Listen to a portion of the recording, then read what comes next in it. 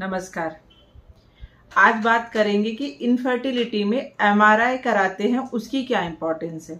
देखिए, केसेस के माध्यम से समझेंगे। आज एक पेशेंट आई थी जिसको 25 की एज तक भी अमेनोरिया था, मतलब पीरियड्स अभी तक एक बार भी नहीं आया था। उन्होंने जो बहुत सारी अब जांचें करा रखी, तो किसी में बता रहे हैं यूट्रस है, किसी में यूट्रस नहीं है, या ओवरी नहीं है, या जो यूट्रस है उसकी ग्रोथ कम है, मतलब हाइपोप्लास्टिक यूट्रस है, यूट्रस छोटा है।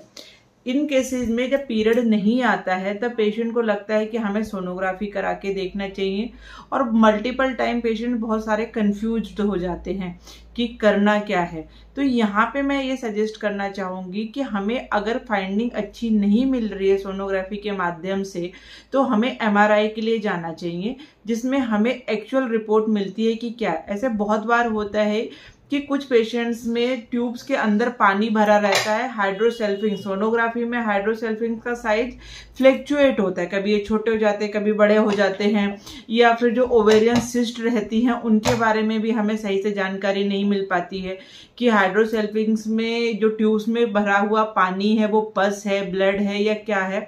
तो इन सारे केसेस में हमें एमआरआई एक अच्छा डायग्नोसिस दे सकती है। तो आपको हमेशा ये नहीं सोचना है कि एक ये महंगी जांच है तो मैडम क्यों करवा रही हैं। एमआरआई आपको करानी चाहिए ताकि हमें जो डायग्नोसिस है वो ठीक से हो पाए। और दूसरी बात ये है कि जो एमआरआई में हमें पिक्चर क्वालिटी मिलती है उससे हम एनालिसिस सही से कर पाते हैं।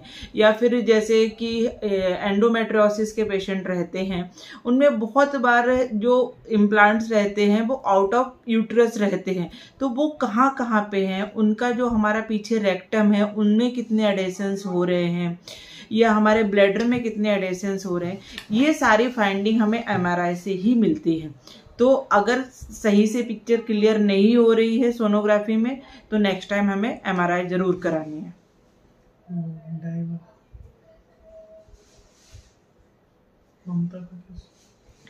और एमआरआई में भी आपको, अगर आपका क्रिएटिनिन लेवल ठीक है तो एमआरआई हमें जो है वो कॉन्ट्रास्ट करानी है, मतलब डाई पुश करते हैं, उसके माध्यम से हमें यूट्राइन कैविटी या फिर ट्यूब्स की पिक्चर अच्छे से मिलती है। तो एमआरआई पेल्विस आपको करानी है और विद कंट्रास्ट करानी है। तो इस तरह के वीडियो के लिए चैनल को लाइक और सब्सक्राइब जरूर करिए। ये वीडियो आपके डाउट क्लियरेंस करते हैं कि कहाँ पे कौन सा डायग्नोस्टिक टूल हमें हेल्पफुल हो सकता है। नमस्कार।